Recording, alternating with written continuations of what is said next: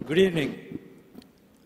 I know that this is the last session before cocktails and dinner, and thank you very much for staying back. And I know that you're in for a very interesting presentation. So, what you might have heard over the last couple of days is about how Pan IIT is involved in nation-building efforts. So, about 6 years ago, when the then HRD Minister Kapil Sibal came to Washington, D.C. He asked several members of the Pan IIT and Capital IIT movement there, he challenged us and he said, we want you to think about common problems and common solutions to common problems, things that are of great importance not only to India but also to the United States and perhaps the rest of the world. And we assembled a phenomenal group of IIT graduates in Washington, D.C. and elsewhere within the United States. And that particular session was also chaired. We spent a whole day talking about different issues.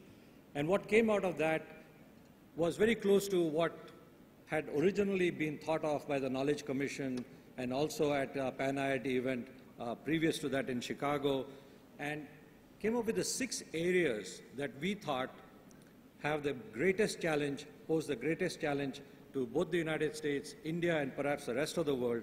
And it had to do with essentially 6 areas. The first one is water.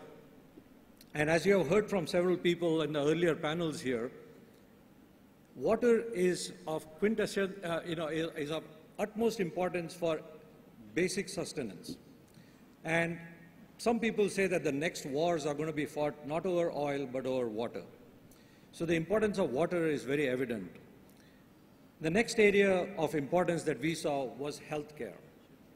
And as you know, in most of the world, the average age is on the increase, and healthcare is a major challenge. In the United States, for example, that represents a huge percentage of the annual expenses. After that, energy. And that goes without saying where the challenges are. We are making the shift from oil and gas and other sources to things like solar energy and so forth. The fourth one is around education. And this is absolutely mind-boggling. Someone said that there are 26 million children who enter in a kindergarten in India each year. That's more than the population of Australia and Canada combined. The fifth area that we thought was very important had to do with lifestyles, and primarily rural lifestyles. And 700 million people in India still live in villages.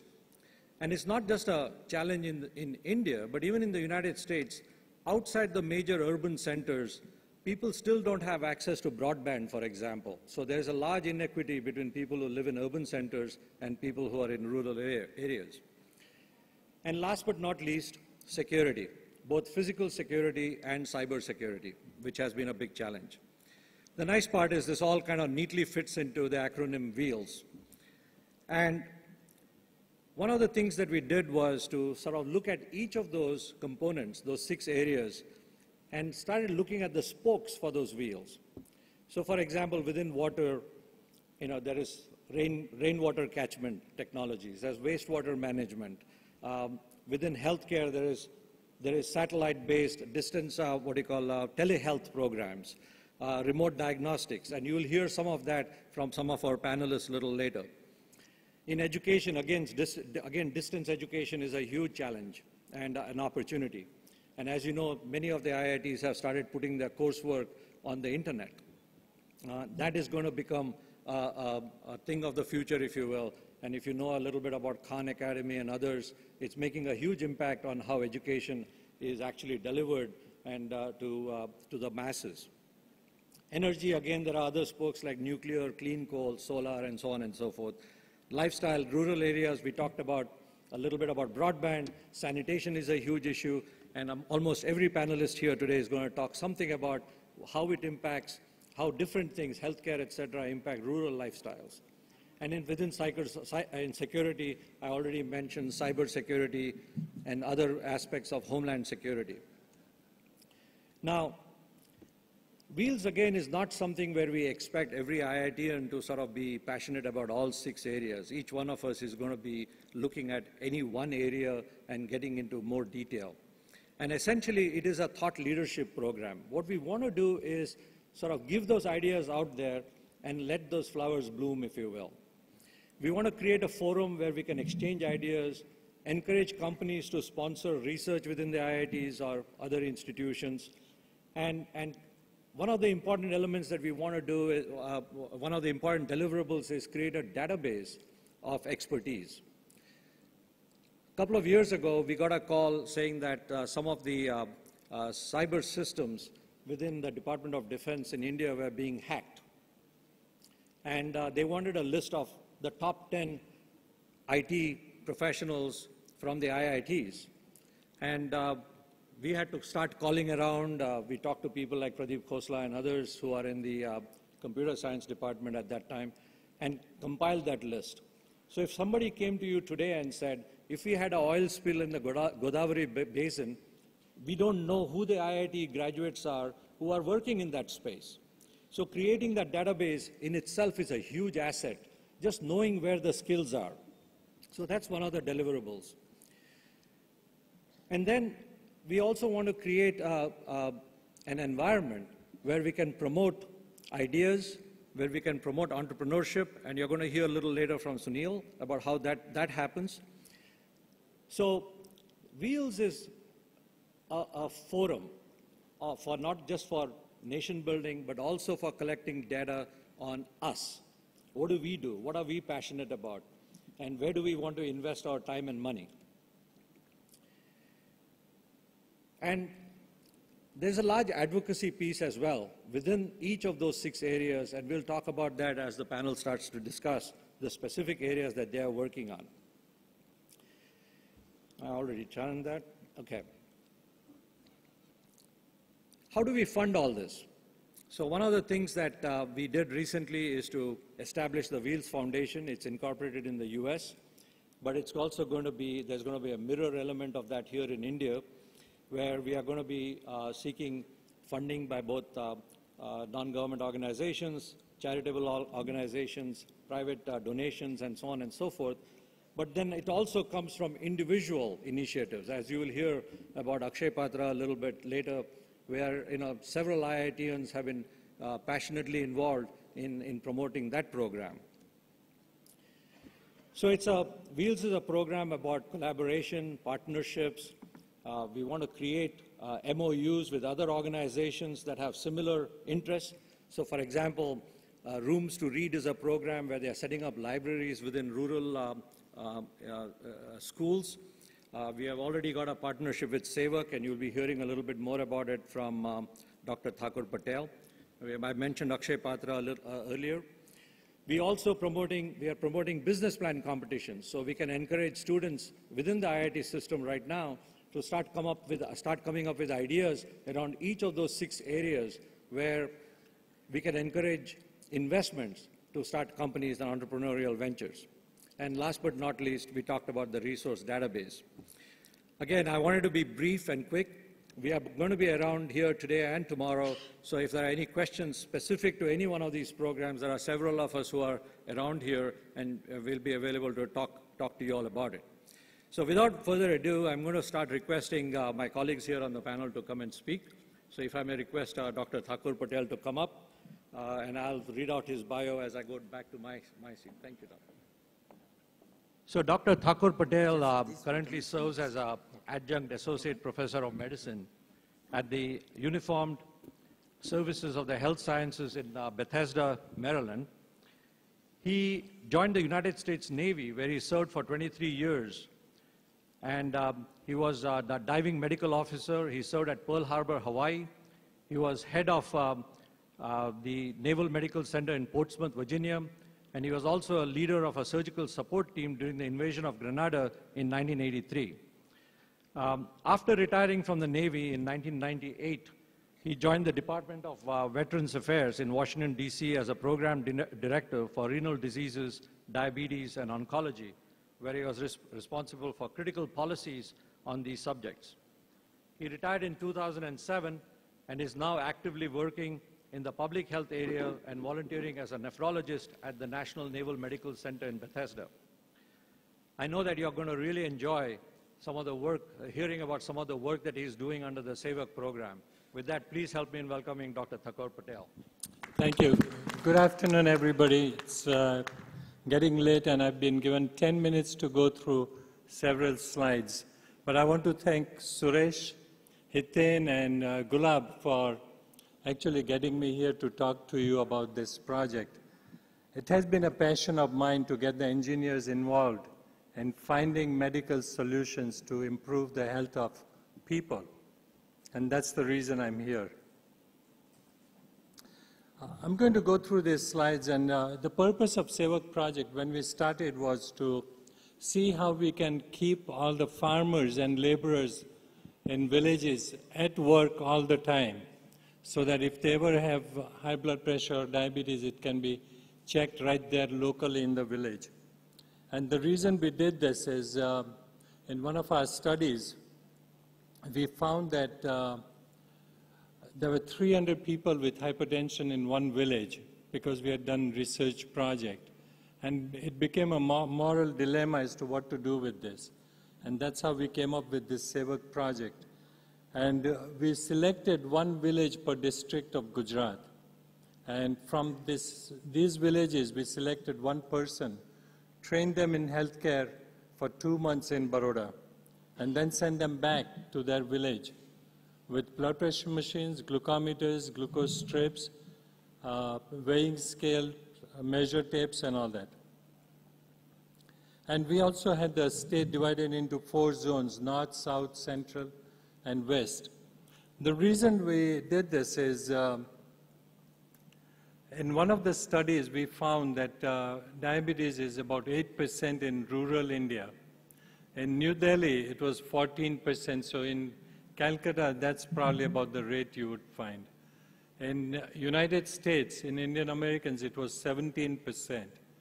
These are very high rates compared to any other countries. In United States, it's about 6%. So even in our villages, it's very high. This is a description of what we did with the SEVAK's curriculum and all that. Now, the coordinators go to the villages once a month and look at the work, collect the data, put it into a data sheet, and email it. This is a 3-year pilot program, and we are in the 3rd year now. These are some of the pictures that go with the SEVAK project where we did the training. Classroom training. This is SEVAKs in Ahmedabad where we send them to learn about sanitation, water purification, and all that. This is where they're learning how to do blood sugar check. Now this insulin cooler, this is where IIT comes into picture. We found that there are people in the villages who take insulin, but there are no refrigerations available there. So we came up with this concept that if you take these 2 coolers, I mean, these are just simple mud bowl, but if you fill between the 2 containers, fill it with charcoal, water, and salt, you can cool the core at least 20 degrees than the outside temperature. This is what research needs to happen in India, in rural India. It has to be using the local products. The other issue is this. This is very common, and I'm sure all of you have seen these chulas in villages. We need chulas that are free to the people. They're not going to buy. There is no money in villages to spend on anything. So if we can do something, get philanthropists, and there are billionaires in India, there's no excuse not to get free chulas to them who want it. They should be vented to the outside like this one. This is a model that's in the Environmental Sanitation Institute. Even if you burn wood, it heats up in one. Second one is to keep it warm. And the third one is a water heater. as the vapor is going out. This is where we taught the Sevaks how to build the chulas also. This is an anemia chart, and Sunil is going to talk more about anemia, how to check blood sugar without, blood count without doing this chart. This is where we went on village trips and looked at. This is one of our Sevak in Kutch going on his trip. Another Sevak outside. I paid a lot of attention to the Jhuparis, or the real labor class. This is a class of people that do not go for medical help. If they get sick, they go to some local people and don't get proper care. This is a group session by a Sevak. So a coordinators meeting with the sponsor. This lady in red has diabetes and has gone into coma at least 3 times. She's in Kutch, 80 kilometers from nearest healthcare facility. She's on insulin. This is another Sevak certificate. This data I have now on 18,000 people. Unfortunately, the slide is switched over. But the male to female ratio is still the same. And the number of people, no formal education in about 30% of the villages, elementary education in 39%, some high school, and high school graduates are only about 6%. College education, 2.4%. Postgraduate is 0.7%. Income level is not very high. There are only 3.7% in the villages who are employed for wages. Most of them are housewives or self-employed. Tobacco use, I'm not so sure they tell you the truth here, but it's 19% use tobacco, and smoking is only in 15.7%. 53% of the villagers have toilets, and source of drinking water is 63% get their source of water from the village tank. So we still have a deficiency of about 47%.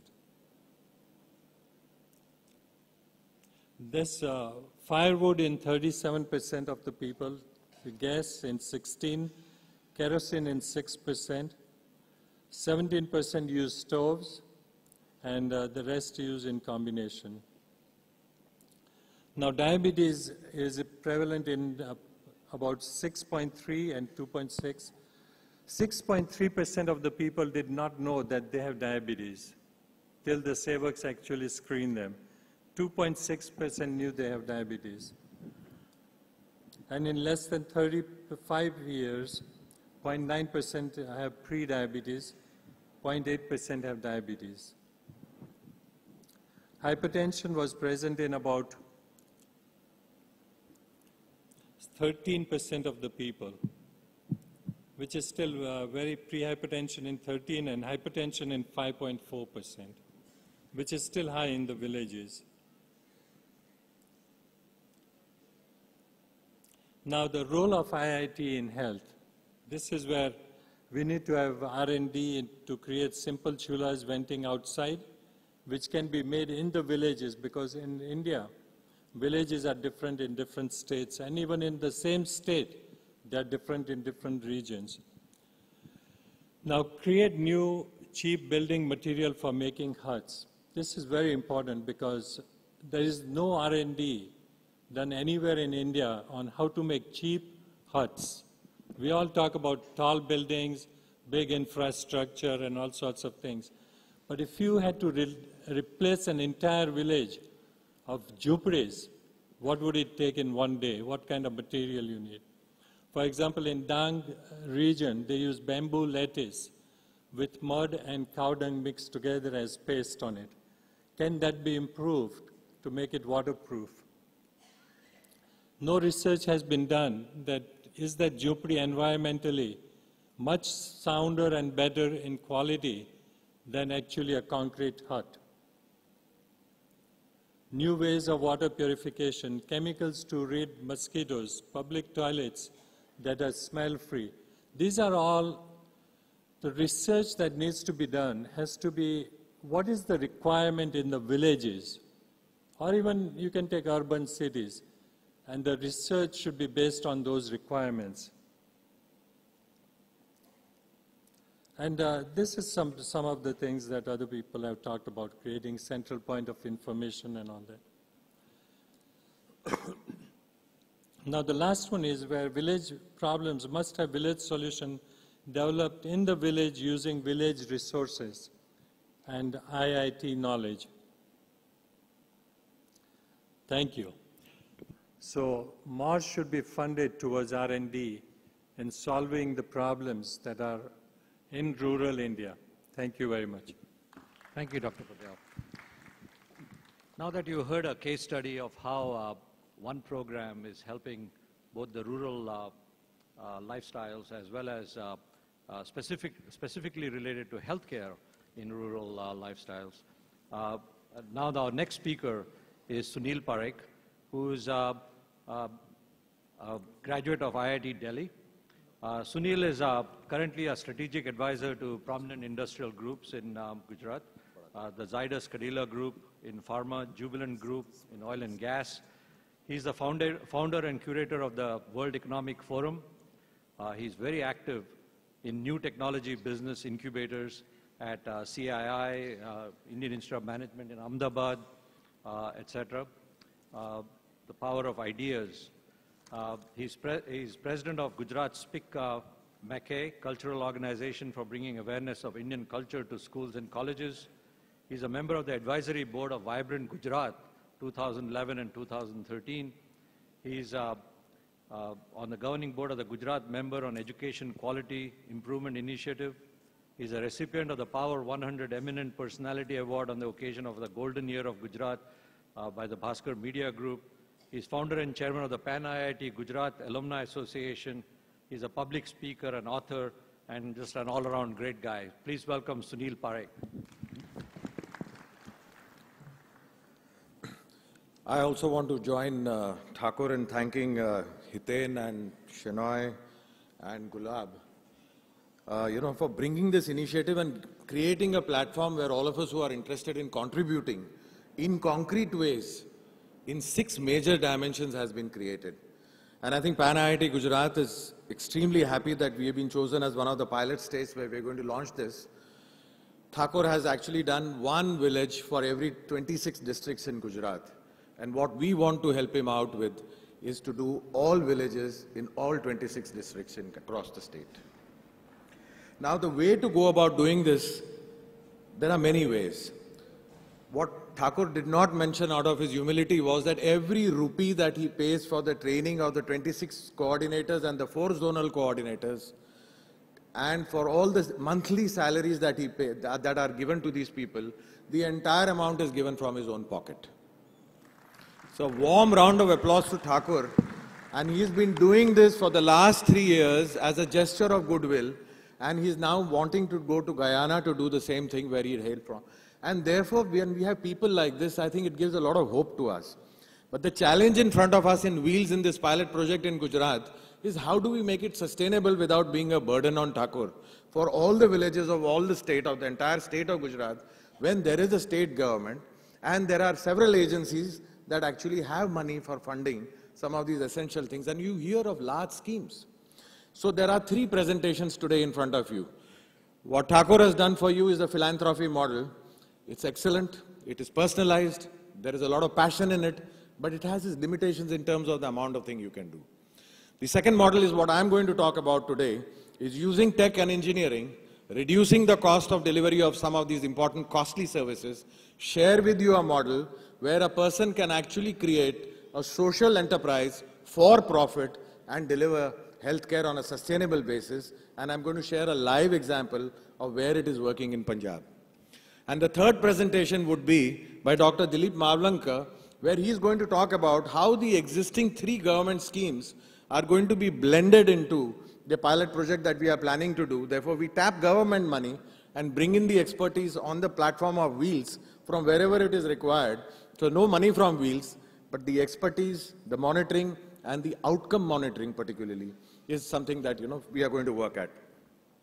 So without much ado, let me start.